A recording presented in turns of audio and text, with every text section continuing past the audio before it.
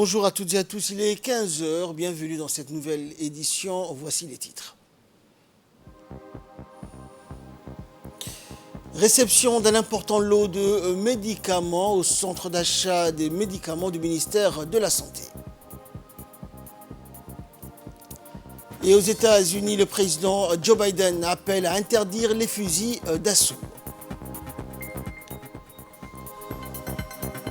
Voilà pour les titres, bonjour à tous. Le président de la République, Ismaël Omar Guelleh, a salué la mémoire de feu Absi Ebouh Abdallah, un des principaux leaders de la lutte djiboutienne pour l'indépendance nationale qui a été rappelé à Dieu hier soir. Feu Absi Ebouh Abdallah restera à jamais dans la mémoire collective de ses compatriotes pour le rôle moteur qu'il a incarné au prix de lourds sacrifices personnels et professionnels dans la mobilisation populaire de notre pays pour son indépendance nationale, a indiqué le numéro 1 djiboutien. Il forçait l'estime aussi à travers son appartenance à une éthique exceptionnelle en politique, en vertu de laquelle il pouvait accepter de s'effacer pour privilégier le consensus et la cohésion de groupe au profit de la candidature d'un tierce camarade, a également affirmé le président de la République. Sa brillante carrière de diplomate à l'issue de l'indépendance nationale de notre pays et à la mesure de son immense expérience dans la conduite des leaderships, a poursuivi le chef de l'État. Puisse Dieu, le miséricordieux, l'accueillir dans son paradis éternel, a imploré le président Guelleh,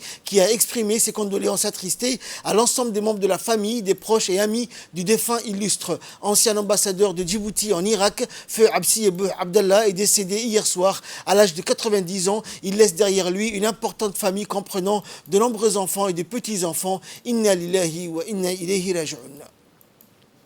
Le ministre de la Santé, Dr Ahmed Roblé, s'est déplacé au niveau de l'entrepôt général de la CAM de PK12 pour assister à la réception d'un important lot de médicaments et autres produits pharmaceutiques qui sont destinés à l'ensemble des structures de santé publique du pays. Le ministère de la Santé, à travers la CAM, a effectué cette commande importante de médicaments et de produits pharmaceutiques de qualité et en quantité suffisante pour constituer un stock stratégique qui répond aux besoins prévisionnels pour l'ensemble des structures sanitaires, et ce pour une période de 6 mois.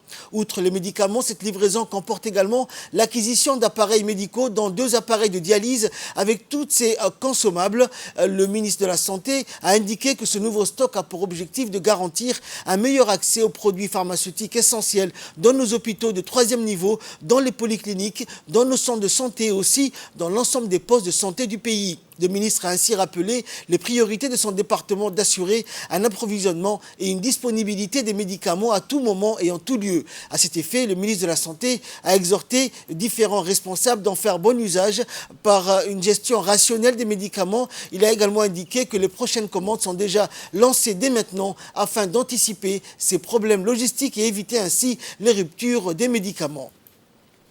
Et dans son intervention, le ministre a indiqué, donc, je cite, « Nous sommes actuellement à l'entrepôt de PK12 qui appartient à la CAM. Nous nous réjouissons de l'arrivée tant attendue de 10 conteneurs de médicaments et produits pharmaceutiques qui sont destinés aux hôpitaux de 3e niveau et les urgences, ainsi que pour les polycliniques et les centres de santé. Grâce aux efforts du gouvernement, avec à sa tête le président de la République, nous avons pu acquérir cet important lot de médicaments qui devra constituer un stock stratégique de qualité et en quantité suffisante pour une période de 6 mois. Aussi, a poursuivi le ministre, nous avons déjà lancé, a-t-il indiqué, des prochaines commandes pour une quantité similaire de médicaments, afin de garantir une disponibilité permanente de médicaments au niveau de toutes nos structures de soins partout sur notre territoire national. Une importante cérémonie de signature d'une convention cadre du département entre Djibouti Port Community System, le DPCS, et l'Institut national de la statistique de Djibouti, l'INSTAD, s'est déroulée ce week-end au Djibouti International Free Trade Zone, situé au PK23. L'objectif de sa signature de cette convention entre Djibouti, le DPCS et l'Institut national de l'INSTAD permettra la coordination technique des activités du système statistique national et la formation des équipes technique de l'INSTAD dans l'utilisation de la plateforme numérique DPCS. DPCS, en opération depuis 2018, a été reconnu comme leader en matière de numérisation du secteur maritime et logistique par la communauté internationale et continuer à collaborer avec les parties prenantes de l'écosystème de la communauté portuaire et logistique pour intégrer davantage des services digitalisés. Ce partenariat permettra également la promotion, le développement et la facilitation des échanges de données fiables et en temps réel afin que l'Institut l'INSTAD puisse étouffer sa capacité de production, d'analyse et de diffusion de données statistiques de haute qualité dans tous les secteurs économiques à Djibouti. Des données vraiment fiables et de très bonne qualité qui nous permettront d'améliorer les statistiques sur les comptes nationaux et sur le commerce extérieur de Djibouti. C'est vraiment une aubaine pour nous aujourd'hui de disposer de ce type de données et surtout d'avoir ces données en temps réel. Donc nos cadres sont là avec nous et ils vont bénéficier d'une formation qui va être donnée ici, qui va être fournie par l'équipe de DPCS et ceci va améliorer le port. En fait, les transports représentent 40% de notre PIB. Imaginez ce que c'est pour nous d'avoir des données encore fiables. Cela va améliorer la production de comptes nationaux à Djibouti. Une délégation conduite conjointement par le préfet de la région Moussa Aden Migane, le président du conseil régional Dali Sabié et l'inspecteur régional Ahmed Hamadou et le jury a supervisé donc le bon déroulement des opérations, des épreuves orales du baccalauréat.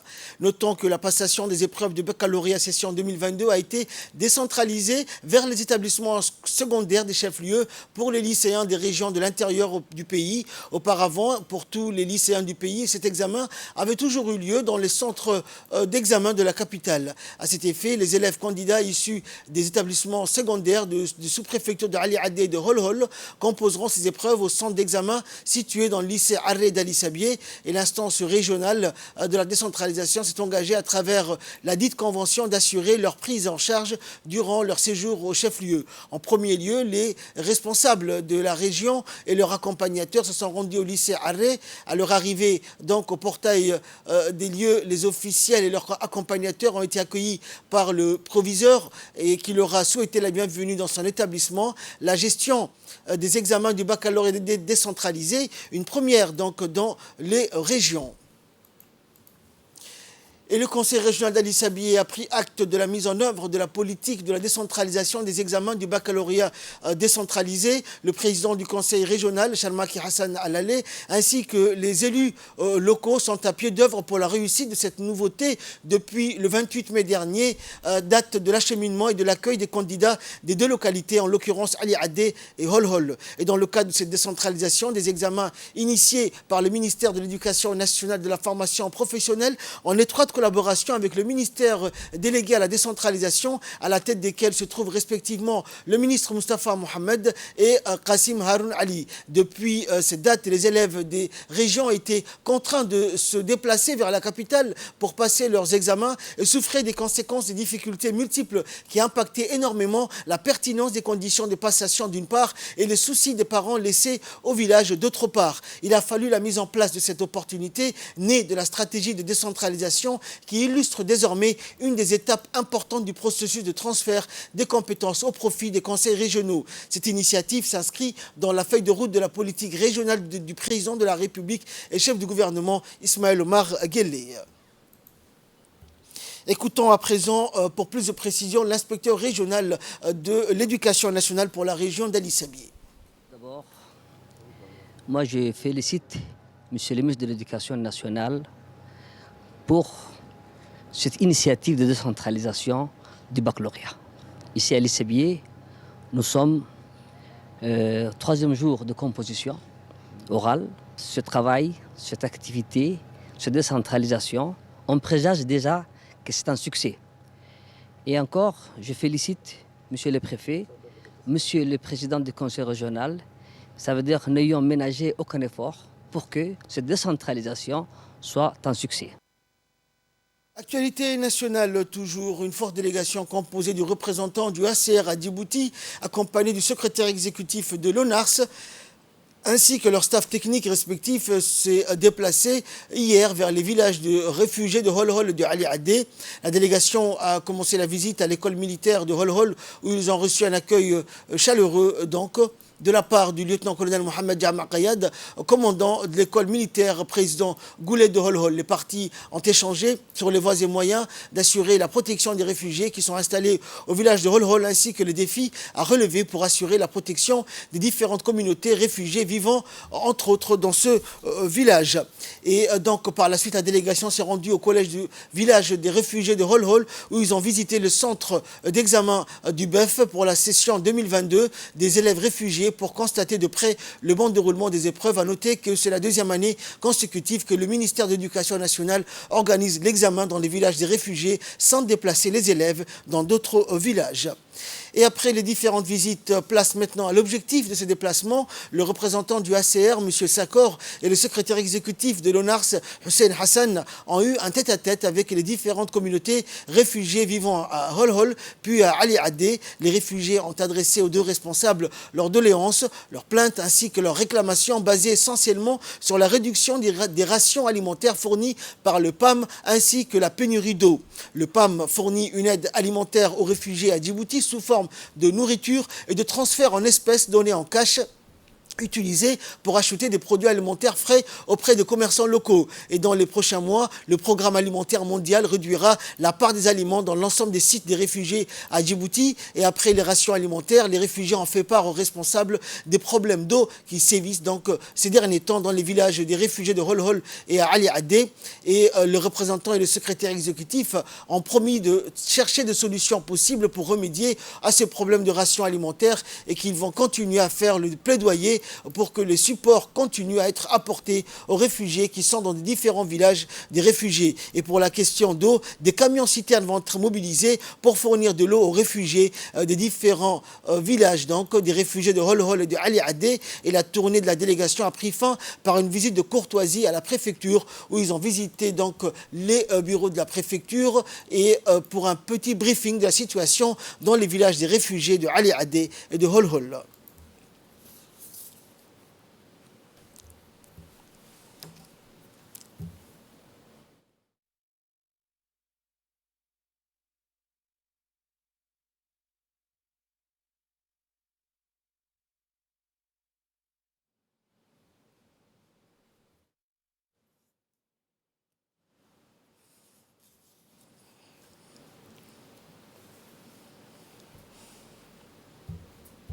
Et dans son intervention, le secrétaire exécutif de l'ONARS, Hussein Hassan Derar, a indiqué donc qu'il est venu sur le terrain avec le représentant du ACR pour visualiser de près la situation des réfugiés dans les villages. Il a constaté, a-t-il dit, la réduction des rations alimentaires données aux réfugiés. Il a continue donc à indiquer qu'il demandait la remise en état de la quantité alimentaire habituelle des réfugiés et de ne pas mêler donc les réfugiés installés à Djibouti. Les problèmes conflictuels mondiaux. Et avec l'aide de notre président, a-t-il indiqué, nous avons réalisé beaucoup d'efforts pour faire dignement vivre les réfugiés à Djibouti jusqu'à en créer des lois qui donnent aux réfugiés les droits des Djiboutiens et nous n'accepterons pas de réduire toutes ces mobilisations volontaires des forces, a-t-il martelé. Avec les partenaires du HCR qui sont en charge de ce volet, nous allons faire de notre mieux pour remettre la situation au plus vite, quitte à aussi fournir de l'eau à travers des citernes pour pallier au plus pressé. Et enfin, pour clore l'actualité nationale, nous restons dans le sud du pays, à Dikil notamment, où un atelier de formation de lutte anti-acridienne a été organisé, regroupant donc les agents nationaux, régionaux du ministère de l'Agriculture. Une formation qui avait pour objectif de recycler les acteurs directement impliqués dans la lutte contre le criquet pèlerin et de créer un moyen de lutte dans chaque région. C'est dans ce cadre que les agents d'Ali Sabié, de Dikil, de Djibouti et Arta ont participé aux différents thèmes dans cette formation qui a été dispensée par deux experts formateurs nationaux de la direction de l'agriculture et des forêts du 28 mai au 2 juin. Au cours de ces jours de formation, la bioécologie du criquet pèlerin, la prospection acridienne et la lutte anti-acridienne ont été maîtrisées bien en thérapie et en pratique. La formation de ces derniers donc a pris fin par la remise des certificats aux agents. Très content d'avoir parmi nous le représentant du préfet pour la clôture de l'atelier qui consistait à former les formateurs au niveau des régions du Sud. C'est une série d'ateliers que nous avons initiés.